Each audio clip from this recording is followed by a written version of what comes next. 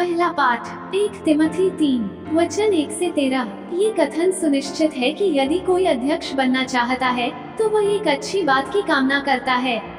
अध्यक्ष को चाहिए कि वह अनिंद्य, पत्नीव्रत, संयमी, समझदार, भद्र, अतिथि प्रेमी और कुशल शिक्षक हो। वह मध्यसेवी या क्रोधी नहीं बल्कि सहनशील हो। वह झगड़ालू या लोभी न हो।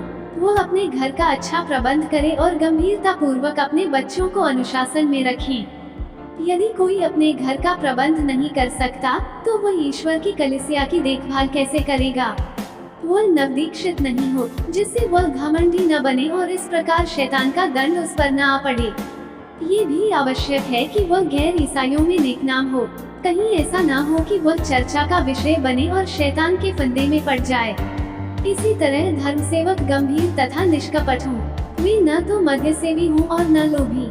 वे निर्मल अंतःकरण से विश्वास के प्रति ईमानदार रहें।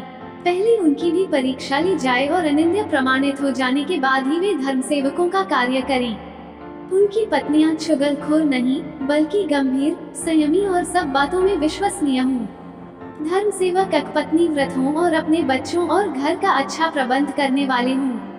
जो धर्मसेवक अपना सेवा कार्य अच्छी तरह पूरा करते हैं वे प्रतिष्ठा प्राप्त करते हैं और ईसा मसीह के विश्वास के विषय में प्रकट रूप से बोलने के अधिकारी हैं। सुसमाचार संत लूकस 7 वचन 11 से 17। इसके बाद ईसा नाइन नगर गए। उनके साथ उनके शिष्य और एक विशाल जनसमूह भी चल रहा था। जब वे नगर के फाटक के निकट पहुँचे तो लोग एक मुर्दे को बाहर ले जा रहे थे। वो अपनी माँ का इकलौता बेटा था और वह विधवा थी। नगर के बहुत से लोग उसके साथ थे। माँ को देखकर प्रभु को उस पर तरस हो आया और उन्होंने उससे कहा, मत रो। और पास आकर उन्होंने अर्दी का स्पर्श किया। इस पर धोने वाले रुक गए। ईसा ने कहा, युवक, मैं तुमसे कहता हूँ, उठो। मुर्दा उठ बैठा और बोलने लगा। ईसा ने उसको उसकी माँ को सौंप दिया। सब लोग विस्मित हो गए और यह कहते हुए ईश्वर की महिमा करते रहे, हमारे बीच महान नबी उत्पन्न हुए हैं और ईश्वर ने अपनी प्रजा की सुध ली है। ईसा के विषय में यह बात सारी यहूदिया और आसपास के समस्त प्रदेश में फैल गई।